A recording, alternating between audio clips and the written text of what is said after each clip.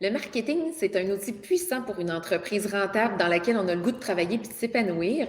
Et je me disais qu'une discussion avec une cliente de la firme qui s'appelle Anne Vastel serait très chouette dans le sens où on pourrait partager comment on a évolué ensemble dans notre relation d'affaires. D'abord, bonjour, je suis Marie-Michèle Bélanger, stratège marketing à la firme.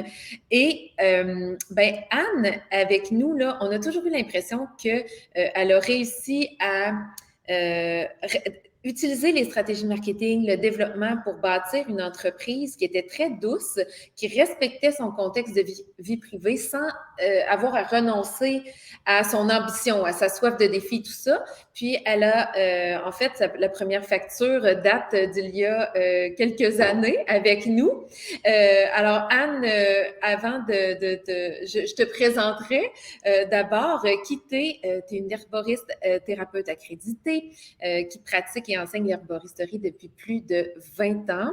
Il y a 10 ans, tu as ajouté la médecine traditionnelle chinoise à tes connaissances et tu as publié un livre que l'on recommande évidemment chaleureusement, La médecine traditionnelle chinoise et les plantes médicinales occidentales. Donc, Anne, ça va bien? Tu as le goût d'embarquer dans cette discussion ce matin? Oui, tout à fait. Oui. Tout à fait. Alors, la première facture, ça date d'avril 2020. J'étais allée voir, je me disais, il me semble que dans les tout débuts, là, même la firme elle a évolué beaucoup depuis que tu es cliente chez nous. C'est pour ça que je parle de partenariat. On a grandi ensemble. Tu es une des premières personnes qui nous a fait confiance. Et tu avais initialement fait un programme de co-création avec nous, puis après, tu embarqué dans notre cohorte 1. Ça aussi, tu as eu le goût de nous faire confiance pour notre première édition. Et ça fait qu'on se connaît bien. On a fait plusieurs stratégies, des actions, des résultats. Puis, je me disais, ça serait vraiment chouette de jaser marketing ensemble. Parfois, c'est difficile de comprendre c'est quoi le marketing, c'est quoi les stratégies, qu'est-ce que ça donne, pourquoi je prendrais du temps pour réfléchir à où est-ce que je m'en vais. Alors, toi, ça fait depuis 2020 que tu continues d'investir avec nous en marketing. Qu'est-ce que c'est d'abord pour toi du marketing? J'ai un peu peur de répondre à cette question parce que c'est pas mon champ d'expertise, le marketing. Euh, donc, je vais répondre comme je le sens. Si je fais une grosse bêtise, tu me diras. Pour moi, Je trouve que ta réponse a beaucoup plus de valeur que la mienne dans le contexte. ouais. Mais en fait, pour moi, c'est trouver, c'est m'exposer, c'est peut-être pas le bon terme, mais c'est développer une relation avec les gens qui sont intéressés par ce que je fais. Puis pour moi, c'est important que ce que je dis soit honnête et intègre. Donc, je parle de ce que je vis, de ce que j'aime dans ce que je fais, de mes difficultés, tout ça. Pour que les gens apprennent à me connaître, voient qui je suis, comment j'enseigne, comment je parle, puis voient si ça les intéresse d'aller plus loin. Puis de temps en temps, je parle de qu'est-ce que je vends. Donc, des cours en ligne surtout, en fait. Donc, pour moi, le marketing, c'est comme travailler à me mettre dans la place publique, mais pas essayer de vendre quelque chose, plus juste me présenter comme je suis, pour que les gens ils sachent puis qu'ils soient pas surpris, mettons, ou déçus ou Mais c'est ouais. puissant parce que nous, on parle souvent d'attirer, fidéliser à nos clientèles idéales. C'est pas vendre à tout prix à tout le monde, tous les produits, tous les services, puis c'est pas vendre constamment, c'est être au service d'une communauté qui, quelque part, te ressemble. Puis le plus que tu intègres, puis tu es vrai, puis que tu partages ton expertise, le plus tu vas devenir, en quelque sorte, magnétique pour ces personnes-là. Mais ça va pas sans faire des efforts parce que tu as travaillé fort. Puis, qu'est-ce Puis que... je Oui? rajouterais juste un petit truc parce que tu sais, c'est sûr que c'est ça ton travail, fait que tu utilises des termes de marketing, Oui. fidéliser, attirer. Puis moi, depuis le début que je travaille avec vous, à chaque fois, ces mots-là, ils me font comme j'aime pas ça. Parce qu'il y a comme un souci vraiment d'intégrité et tout ça. Puis dans ma tête, ben, j'ai des croyances que le marketing, c'est de la fausse C'est mal. publicité ou c'est mauvais, puis tout ça. Mais donc, travailler avec vous, ça m'a permis de travailler là-dessus aussi, puis de voir, OK, faut que les gens sachent que j'existe si je veux qu'ils s'inscrivent à des cours, mais je veux pas qu'ils soient obligés de s'inscrire ou qu'ils se sentent accrochés. Donc, je fais plus ça avance, comme je disais, plus je parle librement. Puis bon, ceux qui restent, ben, c'est ceux qui aiment comment je travaille puis qui sont intéressés à aller plus loin, mais ça reste facultatif et entièrement libre, tu sais. Mais ce que vous m'avez aidé à comprendre aussi, c'est qu'il y a comme un méga grand bassin de population, puis les gens qui sont intéressés vont se rapprocher avec joie et plaisir et liberté. C'est pas, je vais pas tirer dessus, puis en plus, ça prend moins d'énergie, là, je suis sûre, mais ça Ben, ils va sont pas libres de être... t'acheter ou non. C'est Tu ça, sais, ouais. position, tu sais ce que tu as quelque chose à offrir, tu as de la valeur ajoutée à leur offrir. Puis après, tu peux leur faire confiance et dire oui ou non, ça me convient ou ça me convient pas. Puis plus que tu attires des gens, plus que tu donnes des formations, plus que tu vois l'impact que ça a dans leur vie, puis plus que c'est une roue qui tourne, ça te donne confiance en marketing pour prendre plus de place, pour t'exposer, comme tu disais, nommer ce que tu as nommé avec confiance parce que tu sais à quel point c'est utile. Toi, au début, tu as embarqué avec nous pour dire que je vais mettre du temps, de l'argent et de l'énergie dans la réflexion. Non, je vais faire un plan avant de passer à l'action. Qu'est-ce que ça a été comme la valeur ajoutée de prendre le temps de faire ça pour toi? Parce que souvent, les gens viennent vers nous, je vais perdre du temps et de l'argent, je sais où est-ce que je m'en vais, puis j'ai pas besoin de ça. Mais toi, est-ce que tu as vu une valeur ajoutée à choisir de penser avant d'agir? Ben, de deux façons. C'est sûr que je le faisais vraiment intuitivement, donc ça m'a aidé à moins avoir l'impression que je vais au hasard et que je ne sais pas trop ce que ça va donner. Donc, moins juste comme, mettons, OK, ben, je vais essayer ça, on va voir ce que ça donne.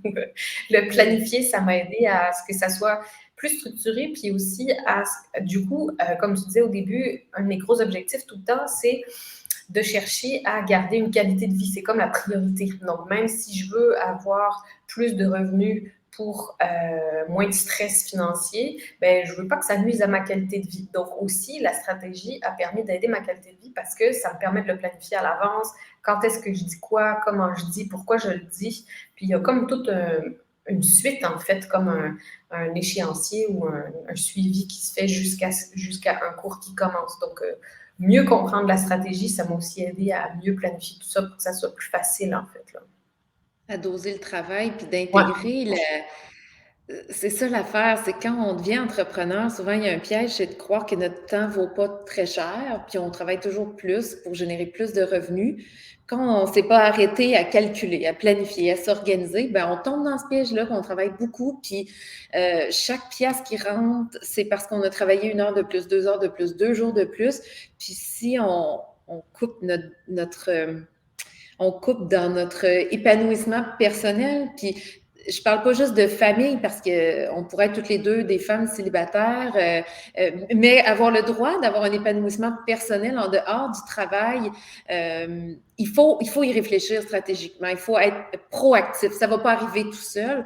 Puis, tu as embarqué dans la première cohorte de Maudit Marketing. Je sais, quand on s'était parlé au début, tu avais fait différentes formations, même du côté anglophone, en planification stratégique, en marketing, en business. Qu'est-ce qui était la différence que tu as pu percevoir dans le programme avec nous?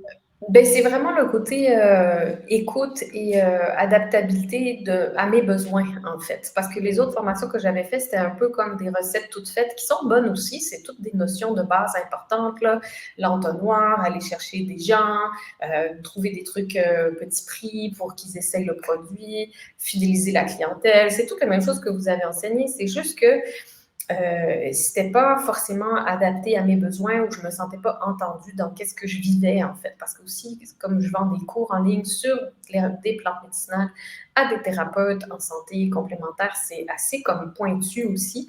Donc, c'était pas... j'avais de la misère à adapter ce que j'apprenais dans ma réalité.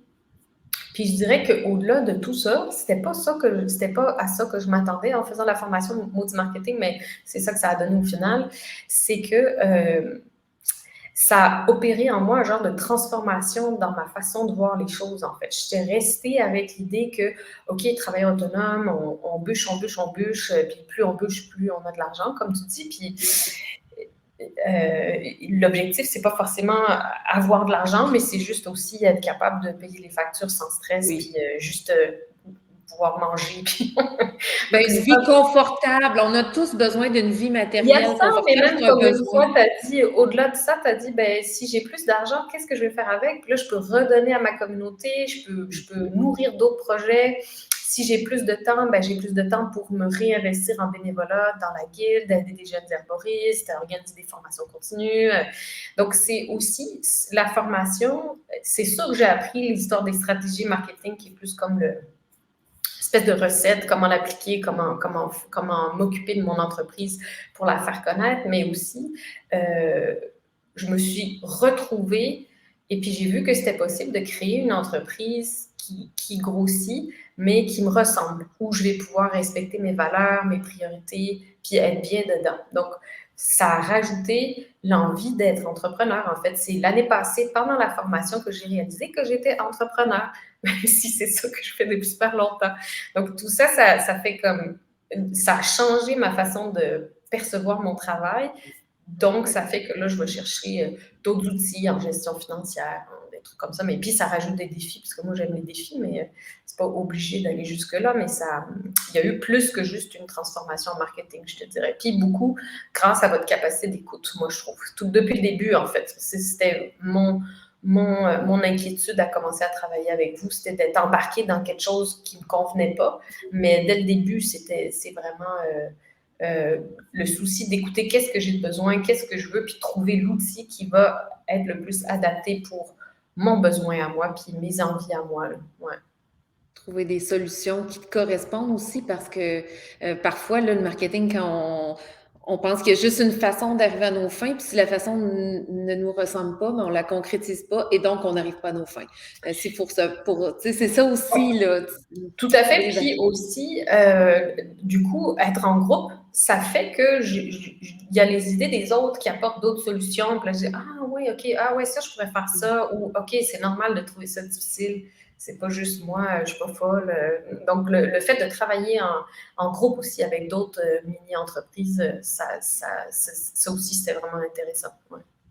Ah, mais pour moi aussi, c'est drôle, là. Des fois, moi, j'ai la chance d'avoir des différents clients de différentes organisations, différents modèles d'affaires. Puis, tu sais, des fois, il y a des moments où ça va moins bien. Là, tu as quelqu'un qui a 30, 40 ans d'expérience, puis, hey, ça va moins bien pour lui aussi. OK, c'est Ouais. apaisant de savoir que on n'est pas tout seul dans notre solitude parce que l'entrepreneuriat, c'est plein de défis. On rentre dans le mur, on se recule un peu, on regarde, y a une autre porte ailleurs, Ouais. mais on a l'impression d'être tout seul à avoir certaines embûches, puis c'est pas du tout le cas. Donc, c'est vrai que le groupe, ça, c'est bon pour tout le monde, là, de prendre le temps de réaliser qu'on n'est probablement pas seul à vivre tout ça.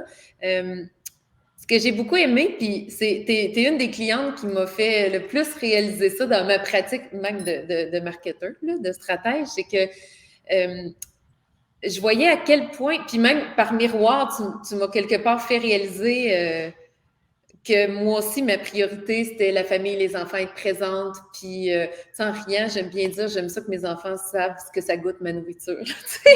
Pour moi, c'est important, c'est une métaphore, mais pour moi, c'est important.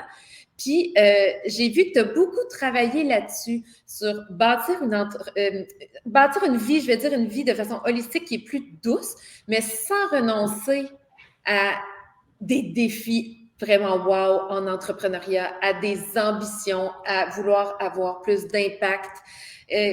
Qu'est-ce qui a été transformé par rapport à ça? Quels sont les résultats tangibles que tu vois dans ta vie là, par rapport à cette vie plus douce que, par exemple, il y a 4 ans, c'était plus compliqué là, de dire « Hey, je touche à ça maintenant. » Ouais. Ben, très concrètement, il y a 4 ans, moi, je fais de l'exercice le matin. En fait, je vais marcher. J'habite à la campagne, fait que je marche sur mon rang, puis c'est ça qui me fait le plus de bien. Puis, il y a 4 ans, souvent, ça sautait parce que j'avais pas le temps. En fait, je mettais ma fille dans l'autobus, là, elle y va toute seule, elle a 15 ans, donc je l'avais plus dans l'autobus. Mais je continue de me lever en même temps qu'elle, puis de sortir en même temps qu'elle parce que ça m'aide à amorcer le mouvement le matin.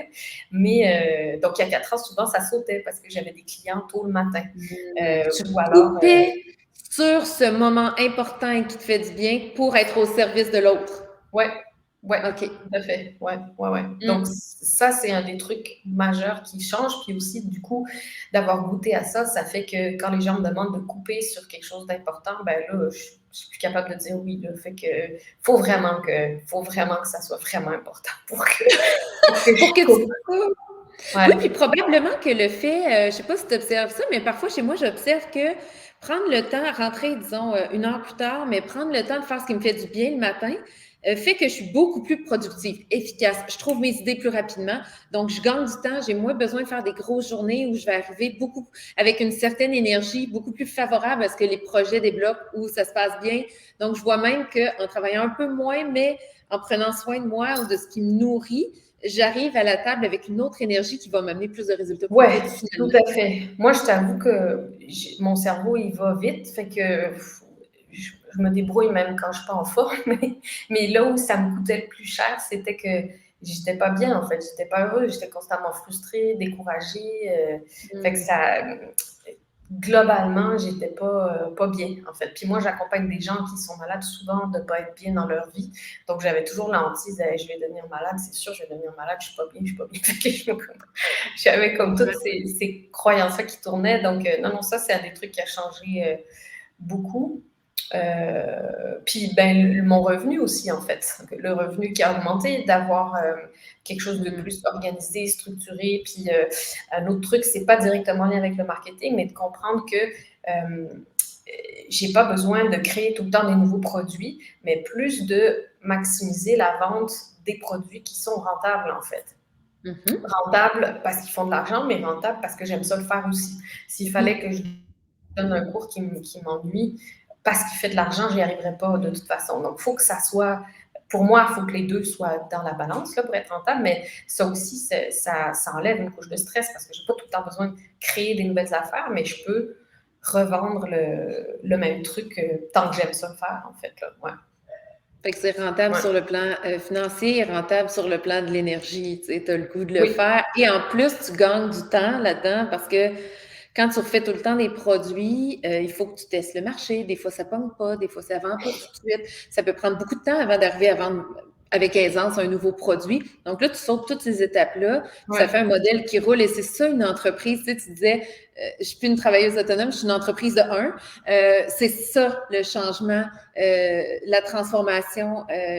Puis quand on a cette switch allumée, ben, on arrive davantage à prendre des décisions d'entrepreneurs sans s'en rendre compte, de dire oui, de dire Ouais. non, de se recanaliser, se recentrer. Puis ça fait que tu as le temps de marcher le matin, puis tu as de l'argent pour faire un don quand il y a une cause qui te tient à cœur, puis tu sens que tu peux participer financièrement.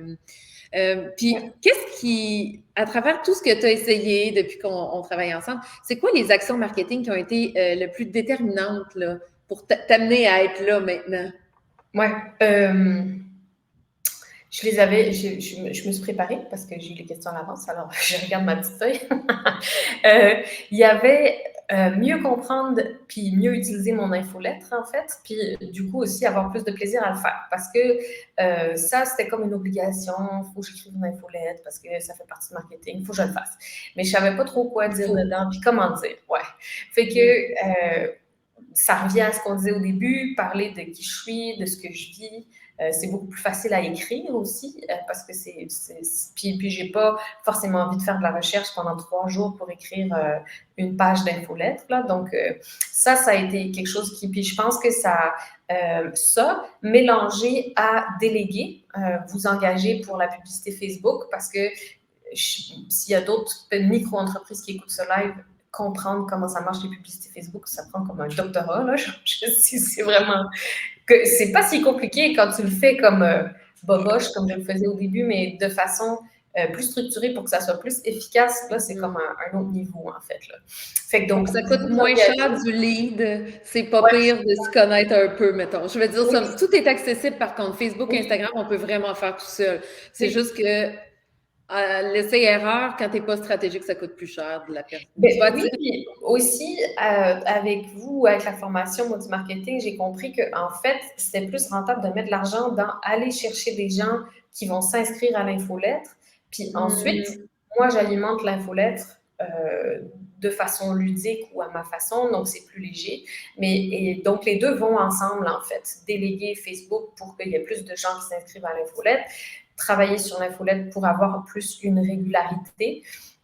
Ça fait qu'il y a plus de gens qui me suivent, qui sont intéressés. Puis j'ai même de plus en plus de feedback dans ma boîte de courriel. Les gens, ils me disent Ah, j'ai lu ça, ah, j'ai trouvé ça super intéressant, ou parce que je parle d'autres choses de plantes. Maintenant aussi, j'ai compris que je peux parler d'autres choses, donc je parle de ce qui m'anime. Là, j'écris une infolette qui va sortir en février sur l'anxiété. Je parle de spiritualité, de ma perception de ce que c'est, puis tout ça. Donc après, ça devient intéressant parce que j'échange avec les gens sur différents trucs, puis ça aussi, ça me nourrit, puis je trouve ça super intéressant. Donc, l'infolette, déléguer Facebook, puis apprendre à déléguer en général, parce qu'il y a un truc que je remettais tout le temps, qui était le SEO de mon site web. Oui. Puis là, j'ai trouvé quelqu'un qui l'a fait. My God, ça a pris comme vraiment pas beaucoup de temps, puis ça s'est fait super bien. Donc ça, c'était c'est probablement dans la switch entrepreneur aussi, apprendre à déléguer, puis sans avoir des employés fixes, mais déléguer des gens qui sont experts dans leur domaine, trouver la bonne personne qui va le faire, puis un contrat, puis c'est fait.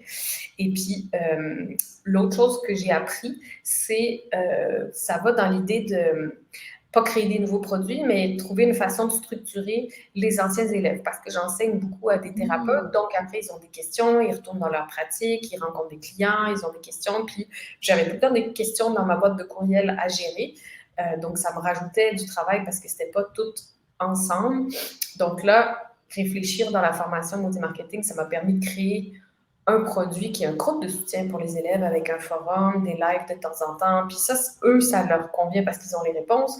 Moi, ça me convient parce que c'est cadré dans le temps. J'y vais une fois par semaine, 1 heure. Et puis eux voient les questions et les réponses des autres. Donc, ils apprennent comme ça. Des fois, ils se répondent entre eux.